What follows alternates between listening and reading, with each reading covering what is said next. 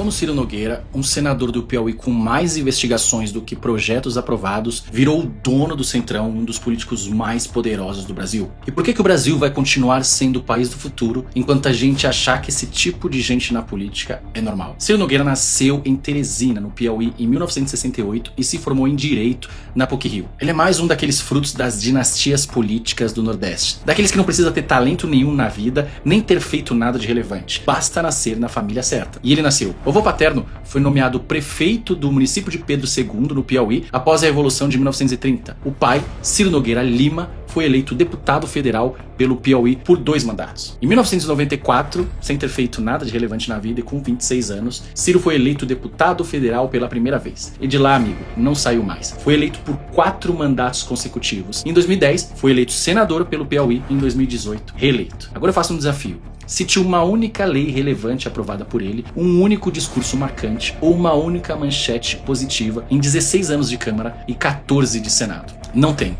E provavelmente nunca vai ter. Porque o jogo do Ciro nunca foi esse. Nunca foi o do holofote. Sempre foi o dos bastidores, com uma estratégia muito simples. Vender apoio para quem estiver no poder e cobrar por isso recursos em trocas e cargos no governo. Durante anos, negou seu próprio voto. Só que logo depois, o Ciro percebeu que havia uma maneira muito mais eficiente: negociar o voto do partido inteiro. Em 2013, tentou assumir a presidência do PP, o Partido Progressistas, e conseguiu. Antes de Ciro, o partido era fragmentado, regional, sem uma liderança nacional clara. Com ele no comando, passou a executar a estratégia dele em escala nacional. Era como se ele dissesse: me dê recursos e cargos que eu lhes dou os votos. Desde então, o PP nunca ficou fora de um governo. Lula, Dilma, Temer, Bolsonaro, não importa quem estava no palácio, o partido dele estava dentro. E em 2021, o Ciro chegou ao seu ponto de maior concentração de poder. Naquele ano, o Ciro era simultaneamente senador, presidente do PP e ministro da Casa Civil do Bolsonaro. Para quem não se deu conta, deixa eu entender o que isso significava. Como senador, o Ciro controlava suas próprias emendas, cerca de 50 a 60 milhões por ano, o que já não é pouco. Como presidente do partido, ele tinha uma influência muito maior sobre as emendas de toda a bancada, o que dá 4 a 5 bilhões por ano, fora os 5 bilhões de fundão eleitoral. Mas como ministro da Casa Civil, ele tinha influência sobre o orçamento inteiro das emendas, aproximadamente 50 bilhões por ano. Tem um detalhe que mostra como Ciro vai se apropriando do poder. Quando ele assumiu a Casa Civil, ele teve que se licenciar do cargo de senador. A vaga foi para sua suplente. Adivinha quem era?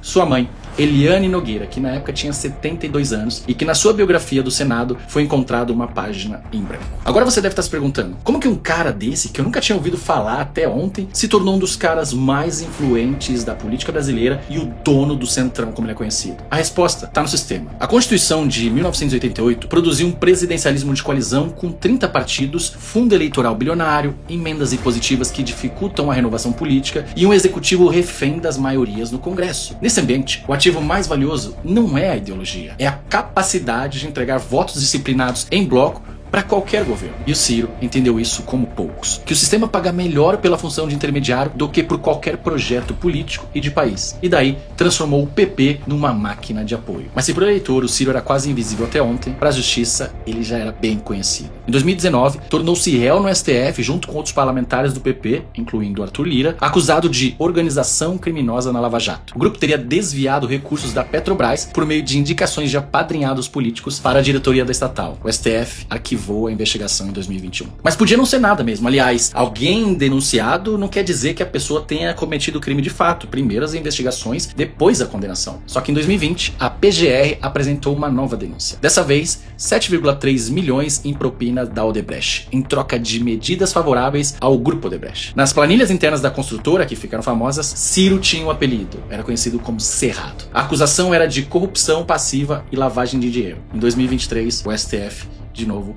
rejeitou a denúncia. Depois veio o caso da JBS. Segundo as investigações, o grupo JF, que controla a JBS, teria pago 40 milhões em doações eleitorais ao PP em 2014 e 5 milhões em espécies diretamente a Ciro. O dinheiro teria passado por um supermercado em Teresina. E o dono do supermercado admitiu à Polícia Federal ter feito os repasses por meio do irmão do senador. O STF como sempre, mandou arquivar. 3 casos, 3 arquivamentos. Sem nenhuma acusação seguindo em frente, o Ciro continuou fazendo o que sempre soube, agora fora do governo, vender apoio para quem quisesse de alguma forma pagá-lo. Em 2025, o Senado instalou a CPI das bets, e um nome muito comum aparecia em quase todas as oitivas. Era Fernando Oliveira Lima, o Fernandinho, dono do Tigrinho, que foi indiciado por lavagem de dinheiro e associação criminosa. E por que isso importa aqui? Porque em abril de 2025, o Ciro embarcou no jatinho do Fernandinho com o presidente da Câmara, Hugo Mota, e o líder do PP na Câmara, o Dr. Luizinho. O destino era San Martín, uma ilha do Caribe considerada paraíso fiscal. Até aí tudo bem, só que o que aconteceu na volta é o que deixa tudo isso muito estranho. Havia 7 volumes que entraram no Brasil sem passar pelo raio-x. Segundo a Polícia Federal, um auditor fiscal teria permitido a passagem sem fiscalização. Daí, a Polícia Federal está investigando o caso como prevaricação e facilitação de contrabando. Além disso, em maio de 2025, o Ciro viajou com o Fernandinho para Mônaco para ver o GP da Fórmula 1. Tudo normal. Um dono de uma bet, investigado pela CPI das bets, viajando com o senador da República, né? Tudo normal. Só que olha agora, o Dr. Luizinho, líder do PP e o mesmo do jatinho do episódio das malas, tinha criado em 2023 uma frente parlamentar mista do jogo responsável. E em fevereiro de 2026, o mesmo Dr. Luizinho foi lá e articulou a retirada de uma taxação de 15% sobre as apostas do PL antifacção, que nada tinha a ver com bet. Pois é, a taxação foi retirada e aprovada em votação simbólica. A CPI das bets depois indicou transferências de Fernandinho para um ex-assessor de Ciro, e a explicação oficial foi o quê? O pagamento de um relógio. Tudo isso já seria suficiente para pedir a cassação de um senador. Só que aqui é Brasil, né, amigo? E as coisas ficaram ainda piores. No dia 7 de maio de 2026, a Polícia Federal cumpriu 10 mandatos de busca e apreensão na 5ª fase da Operação Compliance Zero. O alvo era Ciro Nogueira. A história que a PF reconstrói começou com Daniel Vorcaro, o dono do Banco Master, que queria ampliar a cobertura do FGC de 250 mil para 1 milhão por depositante. A mudança que aumentaria o negócio do Master em 6 vezes. A assessoria do banco foi lá e redigiu um texto da emenda, colocou no envelope e mandou entregar para o Ciro Nogueira.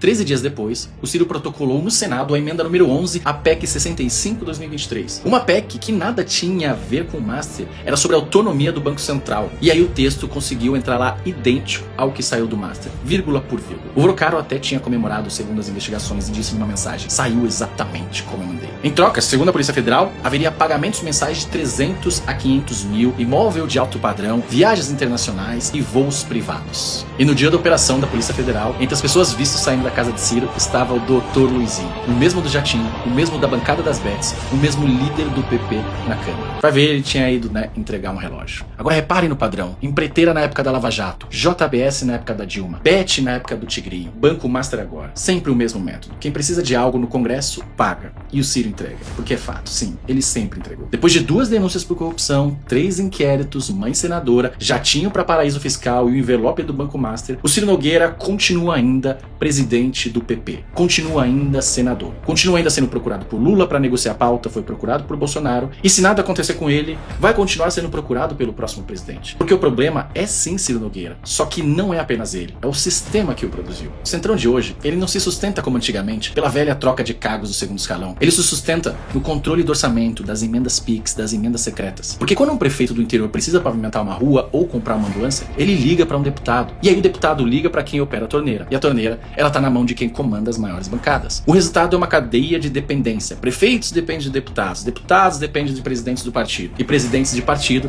negociam com o Planalto a torneira que sustenta a base eleitoral de todos. Porque nesse mundo, mais vale essa lealdade política para receber os recursos do que uma visão de país. Mas se o sistema criou Ciro Nogueira, é verdade que ele se mantém lá porque muita gente ainda lucra com isso. Enquanto o país premiar quem transforma a política num balcão de negócios, continuar reelegendo quem está nas páginas policiais e político achar normal posar para foto ao lado de investigados, o Brasil nunca vai mudar. Meu nome é Léo Siqueira, eu sou economista e deputado. Se você gostou desse vídeo, segue minha página e passa ele pra frente.